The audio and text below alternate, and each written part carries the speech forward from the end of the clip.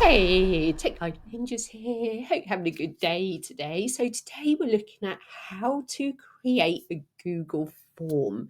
If you find this tutorial helpful, please give it a like and subscribe to the channel. So to get started from your Google Docs account, we're going to click on the little dots on the top right hand corner. Then we're going to scroll down to where it says forms. So it should be the purple one. So I'm going to click on there.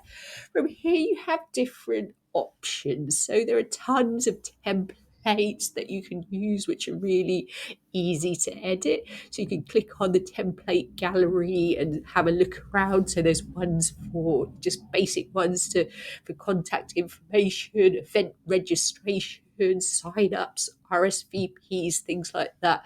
Or you can create a blank form from scratch, which is what I'm going to do. So I'm going to click on the big plus icon and you'll be taken to this page. So you want to give your form a name.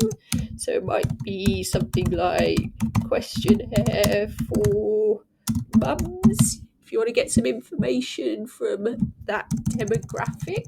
So once you've given it a title, you can give it like a little description, get information about diet or something like that. Obviously, I'm just making this up for the tutorial. You put in the information that you want to know about from your subscribers or readers, and then you start to build your questions. So, for example, I might say, what is your favorite pizza?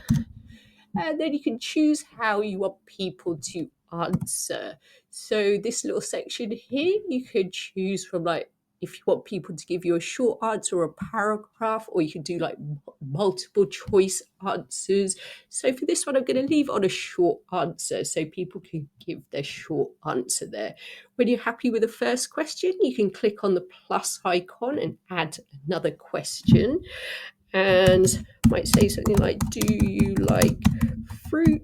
Again, I'm just making this up, but I might leave this one as a multiple choice so I can type in yes or no. So there you go. So do you like fruit? So people can tick to say yes or no. So you can carry on adding different questions for your form like that. And you can also add in different sections if you want to divide your form up and edit them how you want them.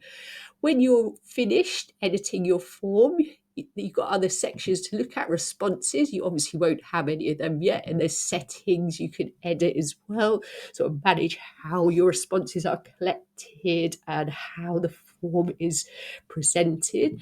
When you're happy, you can click in the purple button, click to publish your form, and then anyone who has the link can read and fill out your form. So I'm going to click on publish. And then when you're happy, this little box should pop up and you can click the box to shorten the URL so it looks a little bit tidier. Then you just can click and copy that link and share your form with people you want to get the information from. I hope that was helpful. Please like the video and subscribe. I will see you soon.